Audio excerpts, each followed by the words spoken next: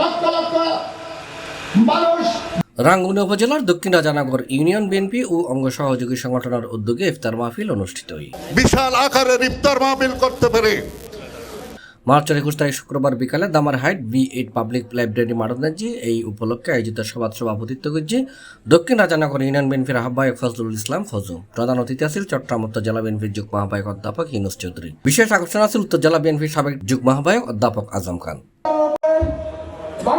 অনুষ্ঠান প্রধান বক্তা আছেন উপজেলা বিএনপির আহ্বায়ক অধ্যাপক কুতুবুদ্দিন বাহার। উদ্বোধক আছেন উপজেলা বিএনপির সদস্য সচিব আবু আহমেদ হাসনাত। উপজেলা যুবদলের যুগ্ম আহ্বায়ক জাহেদ আহমদ শিকদারের সঞ্চালনায় বিশেষ অতিথি আছেন উত্তর জেলা যুবদলের সাধারণ সম্পাদক এস এম মুরাদ চৌধুরী, উপজেলা বিএনপির যুগ্ম আহ্বায়ক ফজলুল হক, মুজিবুল আলম মুজিব, মোহাম্মদ ওসমান, উপজেলা বিএনপি নেতা গাজী আইয়ুব, অ্যাডভোকেট মোহাম্মদ জামাল, কামাল চৌধুরী, উপজেলা যুবদলের আহ্বায়ক সেকান্দর সদর, যুগ্ম আহ্বায়ক এম এস সুমন বখতিয়ার, উত্তর জেলার আরাফাত রহমান কুকুর স্মৃতি সংসদ সিনিয়র যুগ্ম আহ্বায়ক ইউনুস তালুকদার সহ আর অনেকেই।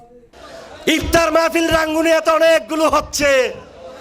এই আজকের এই মঞ্চটা দেখেন, যাদের হাত ধরে বিএনপির প্রতিষ্ঠা হয়েছে, যাদের তিলে তিলে সংগ্রামে বিএনপি রাঙ্গুনিয়াতে প্রতিষ্ঠা করে গিয়েছেন।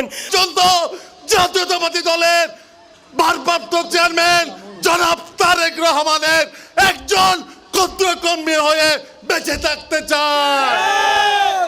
তারা হচ্ছেন বাংলাদেশ জাতীয়তাবাদী দলের ভারপ্রাপ্ত চেয়ারম্যান তারেক রহমান কর্তৃক আবিষ্কৃত হয়ে মনোনীত হয়ে তাদেরকে দায়িত্ব পালন করার জন্য তাদেরকে দেওয়া হয়েছে।